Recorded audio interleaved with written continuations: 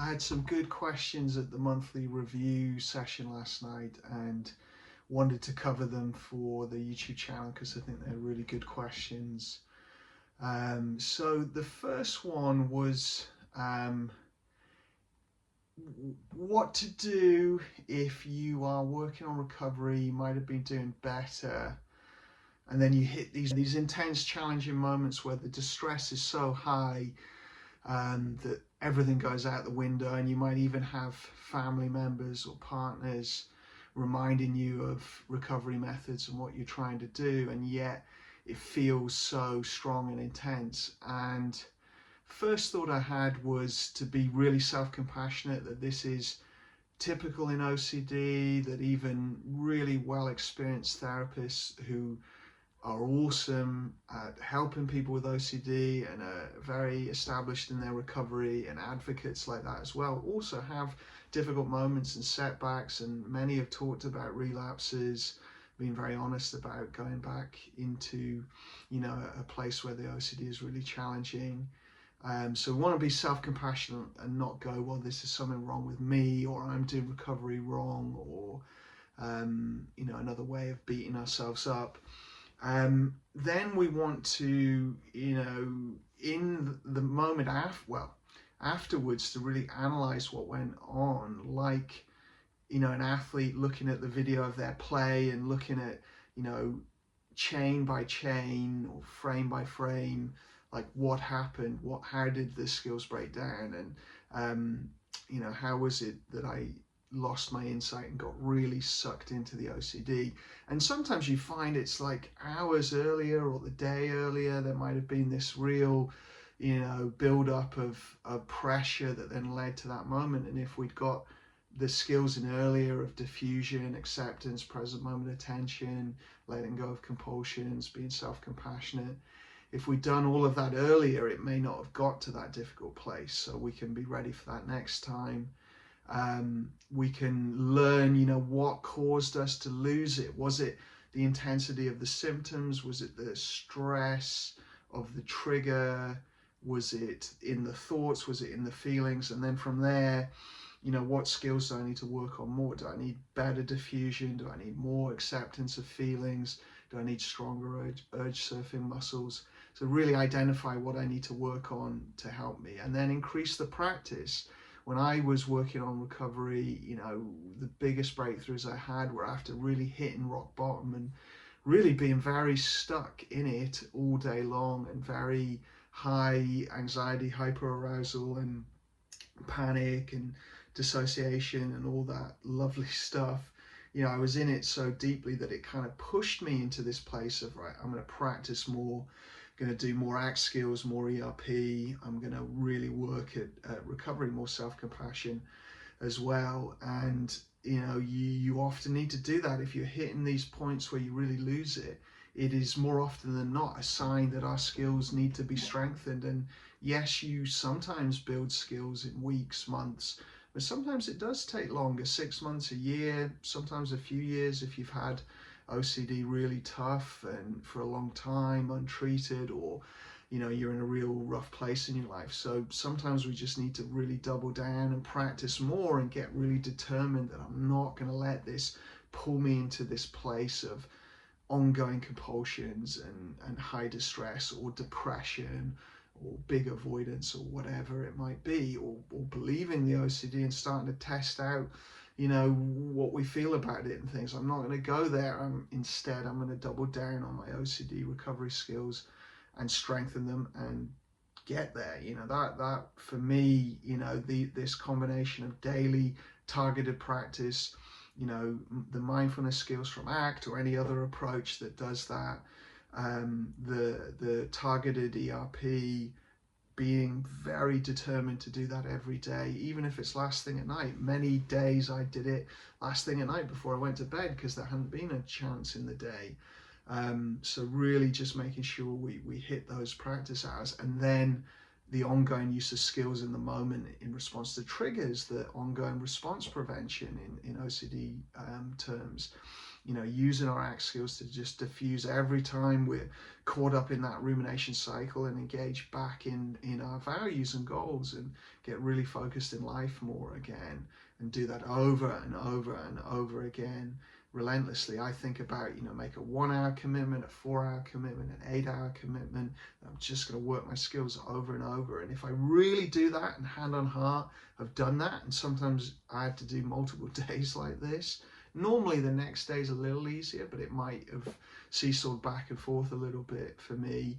You know, if you really could put your hand on your heart and said you've done that, okay, well then it could be worth considering other approaches to recovery or other things to do. But generally, if people really commit like that, it will shift and change, and you won't be in the same difficult place. It won't be gone, but you'll be in a better place, and you can even get to this, like a good hard workout where the difficult physical sensations, fatigue, exhaustion, muscle aching, you know, delayed onset muscle soreness, all of these things become positive stuff because we associate them with our goals being met. And we can do the same with ERP. You know, we start to associate it with, you know, growth and movement forward. So that's sort of afterwards, you know, in anticipation of the next time this happens, we need to do daily intention setting and reflection. So daily setting up at the beginning of the day, I'm going to be ready for this stuff and I'm going to use my skills, and you get that reflected in your mind so that the pain becomes an alarm clock to remind you to use your skills. So you do that reflection in the morning, that goal setting in the morning, and then end of the day you do a bit of reflection. How did I do? I did well at this time, I lost my skills here. You know, do that reflection. And then if we're doing that, hopefully we catch these things earlier before they get into these deep spirals. Mental rehearsal. So mental rehearsal is something I learned a lot from Russ Harris, and it also in my CFT, compassion focused therapy training. And DBT do this really well. They talk about skills breakdown points. So identifying what are the typical patterns of skills breakdown and doing some mental rehearsal of you going into that situation, going through it, coming out of it, using your skills the whole way through. And skills, I mean the ACT skills, the mindfulness skills of being able to observe thoughts and feelings, to be able to engage your attention in things you value, to talk to yourself in a compassionate way, to connect to your values and goals if you need to, and workability if you need to. So this is what I mean when I say skills. My wife sometimes says you need to define skills because you say that word so much and people won't know what you mean. But hopefully everyone watching this video, or at least this far into it, will know what I mean by that. And I just think it's a good word to capture what we're talking about, because it is skills, and skills aren't something you just have.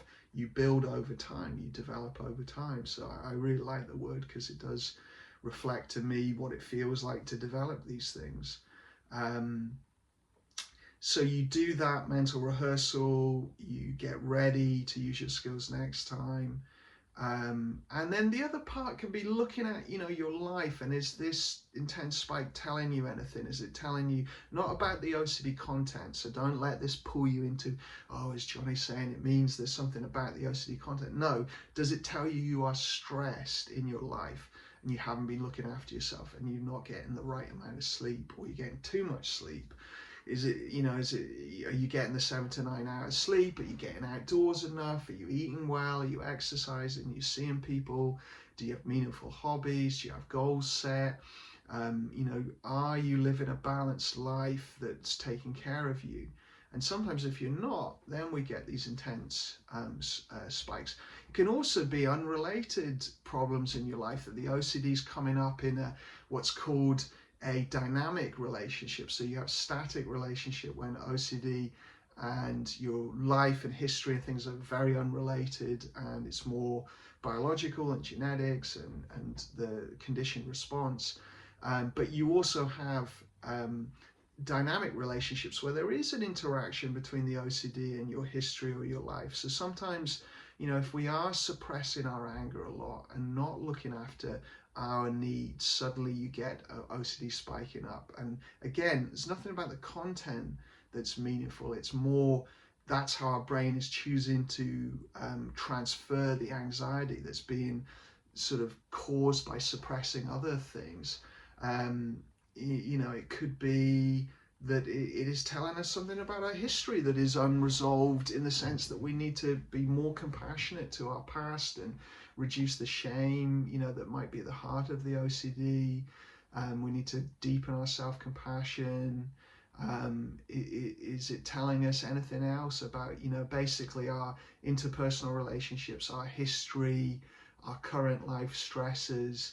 And you don't want to ruminate about this and go over and over and over this, but you do want to just have a gentle think about it, see if anything comes forward very naturally, without a lot of doubt and a lot of analysing back and forth and trying to figure it out. It's like you just get a very strong sense, yeah, I've had multiple late nights and I'm not looking after myself, or yeah, I am like doing loads for other people and I'm never thinking about myself, or I am, feeling quite angry about these things, but I'm just keeping it inside. I'm not assertively expressing it ever.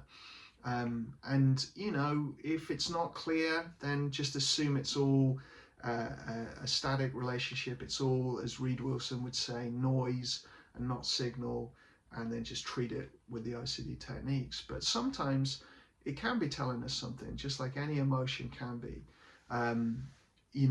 But again, there'll be people out there hearing this and going, oh, does Johnny mean there's some truth in the OCD? No, not the content, not the OCD, just that we are anxious and triggered, and it could be telling us something very mundane and about our life and our history, nothing complex and deep and sort of psychoanalytical repression of these intense, drives, or we're not talking about that. We're talking very common sense, I'm stressed, I'm not relating well, I'm not following the goals I need to, I'm not taking care of myself, I'm in an oppressive situation, I'm facing abusive relationship dynamics, that kind of stuff, nothing more complex than that is how I see it. And this is only one option. If you think about that and there's nothing obvious, disregard that. Don't spend a lot of time thinking about it, and use your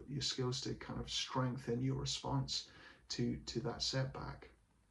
The other question related to this was, if you then start to feel very hopeless and you start to lose insight and start to think, what if this is an OCD?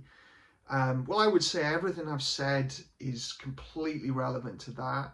We also need to be very good with our diffusion and acceptance skills with depressive thoughts. For me, as I started to challenge the OCD, I then got hit by some really big waves of depression.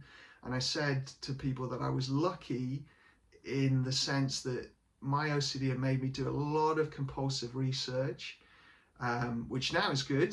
These books are great now, but a lot of them I bought in the depths of OCD, trying to figure out, and solve what was going on.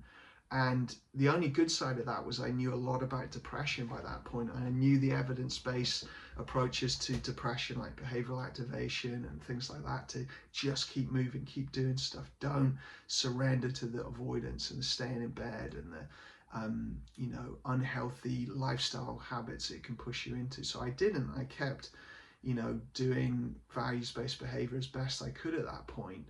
And then I had to really learn to diffuse depressive thoughts too, hopeless thoughts like you're never going to recover, and suicidal thoughts. I had a lot of that too. And, thoughts about, doubting even other people's recoveries. People who said they'd done it, my mind would be like, they're lying, that's not true. They're probably a mess behind the camera. And, not that we're not all a human mess in some ways, but, my mind was saying like they're not telling the truth about recovery and this sort of stuff. And I had to learn to just really diffuse that, just like I'd learned to diffuse the fearful thoughts about who I was as a person or what was going to happen to me or my family or other people.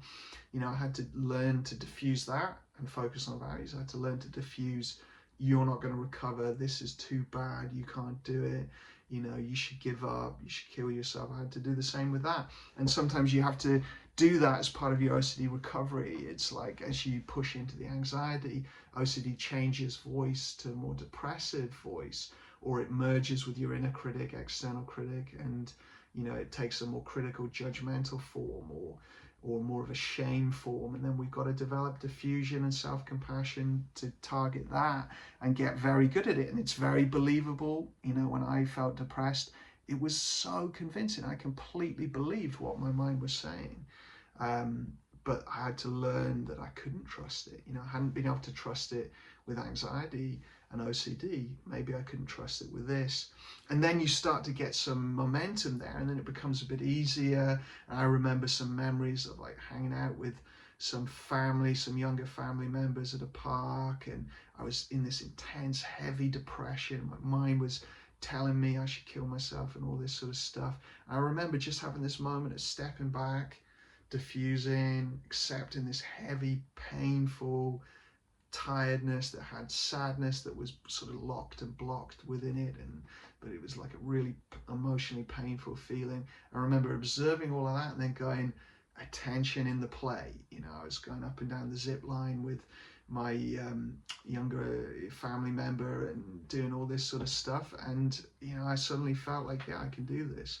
So you got to just work very hard. That came after many weeks of struggling, and actually many months of struggling with the low mood and things. So you just have to be gently relentless, keep going. And the what if it's not OCD? Well, I've talked a lot about low insight on this channel. Generally it's too much rumination going on, so we need to target that. It's intense symptoms are coming up and we need stronger acceptance muscles.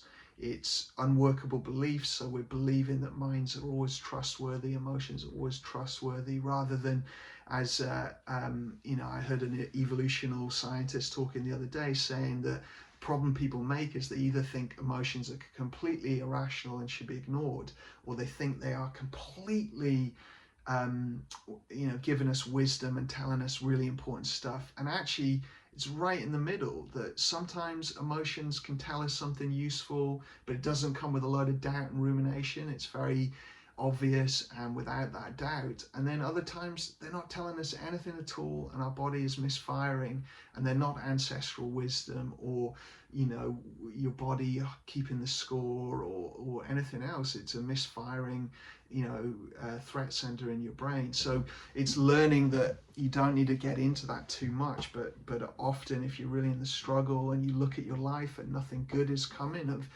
ruminating about this thing, well, we've got to double down on not treating this emotion as signal. We've got to treat it as noise and not assume. And you do it with other things, right? You do it when you go to your driving test and your whole body's saying run away and don't do it, or you go to an interview, or you go on a date, or all these sort of situations where your emotions are saying don't do this, don't go, or that you're feeling very self-critical and shamed and like you're a terrible person, and then the next minute you feel fine, and it shifts like that. Loads of times our emotions are like the weather coming and going, and they're not telling us anything.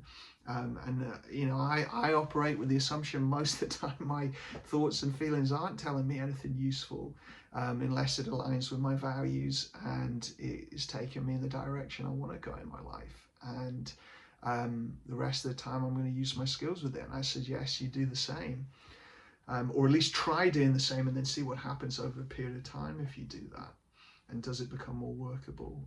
So yeah, the unworkable beliefs, a lot of shame goes into low insight. If we really hate ourselves, and it might not be obvious, we might feel like I like myself, but there's this deep sense of not being good enough, that can be feeding the lack of insight, and we've got to boost up that sense that I am good enough and I am lovable and worthy and deserve all those good things. And then it's a bit easier to do the recovery skills. Yeah, the stresses in your life could be building up, and that's feeding into high baseline anxiety that then is making it more convincing and confusing. So other factors as well, you could look at the stuff I've said on low insight, other places on the channel. Don't give up, keep going, double down. definitely give it 3 months of really working hard, very disciplined every day, 20 minutes minimum, hour longer of practice every day. These 1 hour, 4 hour, 8 hour commitments, as difficulties are coming up, really work very hard at that. Workability, think about the cost of following OCD and depression.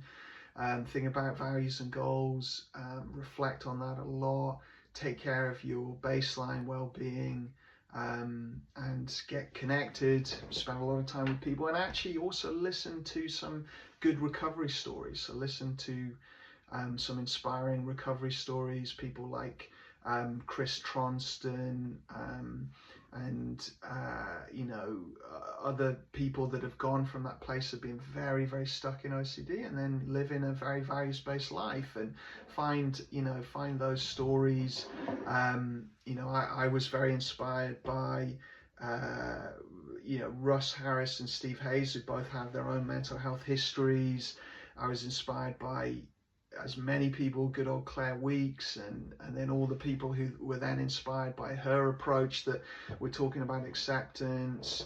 I was inspired by Mark Freeman and other people in the recovery space that were using acceptance-based approaches and working hard on their recovery. And I would say go and find those stories and listen to them. There's some good ones on OCD Stories podcast. There's other people out there. No CD, I've got a podcast now with lots of good recovery stories. So listen to the inspiring ones and find the people who you like the most, and like the most in the sense that their story speaks to you and inspires you, and listen to that if you're in that crisis point. Don't do that as you get better in your recovery. Actually put that down and then go and listen to a podcast about your actual interest. But when you're in the depths of it, you need inspiration. You need, I was hearing Kimberly Quinlan the other day talking about, she just listened to Tara Brach on self-compassion over and over again, and eventually it started to sink in. I certainly had periods of listening to various people in the compassion space over and over again,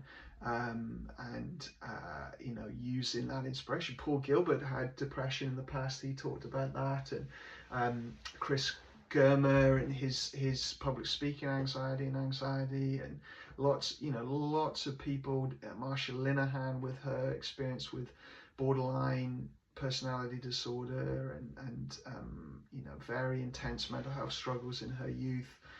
Hear these stories, get inspired, replicate what these people have done, and be relentless and don't give up. And that's a handful of stories. There's loads others I could list.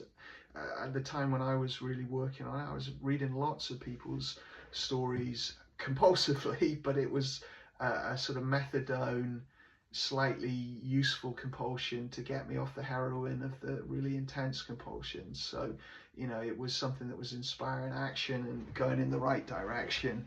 And then I put it down, and then I had to eventually stop listening to mental health content and listen to comedy fun podcasts and audiobooks and other things. And when I started doing that, my mind didn't want to. It was like, no, you gotta listen to psychology content, philosophy. I was in existential OCD, so my mind was saying, philosophy, big questions of life, spiritual stuff, psychology, you gotta listen to that. And I had to urge surf that and go, right, now I'm gonna listen to something silly and have a good laugh. And that was kind of an exposure for me really there as well. There's a time to really listen to the OCD content, get some inspiration, and then once you're out of that, then put it down and listen to fun stuff. These were some thoughts I had on these topics. The other question that came in was around sensory motor OCD. The person was talking about they'd gotten a sense that they could radically accept some of these sensory motor obsessions around blinking, breathing, heart rate, sensations in the bladder, bowel, tingling, anything that can show up in the body basically. They were starting to feel they had more radical acceptance, or at least they could see that that was possible, but then the associated high anxiety symptoms were feeling very difficult to accept. So this sense of ongoing, what might be called hyperarousal, when you just have very high anxiety all day, and it might peak into panic attacks and then come down to hyperarousal and go back and forth with that. And that it seemed very hard to radically accept that. And yeah, it is really tough. It is so tough to radically accept that. I went through long periods of those things, and I would tip into depression and then feel very numb, and I would cycle back and forth with hyperarousal, and then sometimes I would go into depersonalization for longer periods. And it was a whole mess of those different things. So, but I had many days I woke up with, that strong anxiety. Well, actually, I woke through the night a lot, but then I'd wake in the morning with that, knot in the pit of your stomach, and your heart rate's up, and you can't breathe, and you're feeling all these very unpleasant anxiety symptoms. And I guess I found, all the stuff we've talked about so far very helpful with this. I found that coaching myself through those days, compassionate inner coach, telling myself, instructing myself with a kind voice, keep going, keep moving, follow the plan, work your skills, you can handle this is really tough, you're doing a great job, Johnny, keep going. That kind of internal self-talk, coaching me to simple things, get out of bed, go for a walk, go to work, the things that I had to kind of coach myself into doing at that time. That was helpful. At that point, I had spent 30 years almost of, flying around the world trying to escape anxiety, learning from various teachers, and all my younger childhoods hating panic attacks and anxiety, trying to escape it, over and over, having those sorts of experiences and hating on them. And I really realized that it wasn't going to get rid of it, hating it and trying to control it. And I'd had some ERP, and it hadn't, it had been somewhat helpful, but I was still in this, I went back into this really intense state, and it just pushed me into acceptance. It was like, well, nothing's working to control this. My mind's pushing me suicidal place. I don't want to go there, and I kind of know that's not what I really want to do, because I've been so anxious about that all my, so anxious. I've had suicidal OCD. I've had, lots of death anxiety in my OCD. I know I don't really want to go that route, even though it was very convincing at that time. There was something in me that sort of knew that wasn't where I really wanted to go. And so, let's lean into this deeply, and let's really try to accept this, try to live well, try to get a high level of being with these symptoms as intense as they are, and talking to people and doing things and having a healthy lifestyle and carrying it with me as a backpack. I often like that metaphor, let's carry these intense feelings with me and just keep moving, keep doing stuff. Good old Claire Weeks, let's float through this and keep moving and doing things in a kind of relaxed, smooth, continuous sort of way, whilst trying to deepen my acceptance. And then, I was doing a lot of the ACT acceptance tools, so turning towards it, focusing on, the strongest sensation, allowing myself to notice the other parts of it, trying to make room for it, coaching myself, okay, let's accept this, let's make room, let's relax the body around this feeling. Bit of self-compassion there often as well, and then engaging back in life. And then other times letting it be in the background, and more like the dropping anchor, let it be there, acknowledge it, but engage, more focus on engage. So sometimes turning towards the hyperarousal symptoms, sometimes turning away and letting them be in the background, and really trying to master both of those types of acceptance. I think they're both flavors of acceptance. One is turning towards, and can I learn from this feeling? Can I, deepen my acceptance? And then the other one's there's nothing to learn from this. Let it be in the background as I do the things I care about and get better at that. Let it be a pain alarm clock that reminds me to focus and engage in my life and think about how I'm spending my time and what my goals are, and being very deliberate with that. And the irony was, when I really got to that place of I'm okay with this, I'm really going to try to do that, it did drop away. I didn't have the hyperarousal all day long in the same way, and things got a lot easier. But it was only at the point when I was really happy to, well, not happy, but I knew it was workability told me I can't control this, I can't get rid of it, so let's accept it. At that point, that's when it got easier. And then I can, as everyone will say, you can be very anxious still. I can definitely have high anxiety. I'm not claiming that I've gotten rid of anything like that. But I'm not in that state. I've never been in that state again continuously, day on day. I can have moments of feeling quite anxious at times, as I think anyone who works on recovery will still have those moments, but they are okay. I can have them. I don't mind them. There's something to learn in that, and they're an opportunity to deepen everything we're talking about here. And there's something to learn in it, and it makes other things in life easier. If you can accept that, gosh, other things are much easier. So be relentless, be determined, keep using your skills throughout, do all the stuff we've said so far in this video in that high anxiety place. Doing a lot more physical exercise can be helpful as long as you're healthy and you're okay to do that.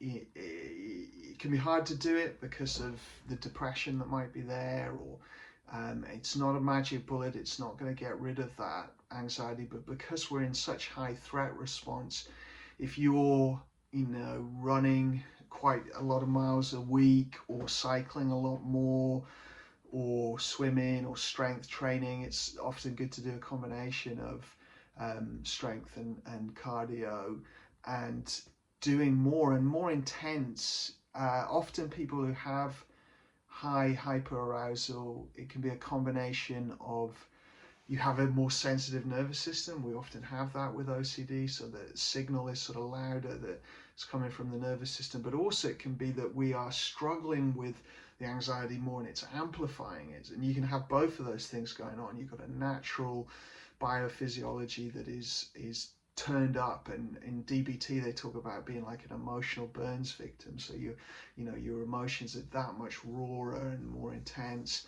and then you're also struggling, and some of that struggle is unconscious. There's this sort of resistance to struggle and not wanting this, and then that amplifies it. And where acceptance is so helpful is that we're trying to learn to accept even this more intense nervous system that some of us have, but taking the edge off it with a lot of intense exercise can be helpful at those times. I certainly did. And walking as a minimum, yeah, is good, but really often you need something more intense. And can I set goals within that? Can I increase the time, increase the distance, increase the intensity? Don't just exercise without any goals. Have some really deliberate goals that are written down, which is also good for our mental health, and be pushing those goals. So gradually increasing the weight, or the repetitions, or the sets, or gradually increasing the distance, or the speed, or the intensity, or the load, or whatever type of exercise you're doing. If you're just walking, if that's all you can do, gradually increase the speed of walking, or the distance.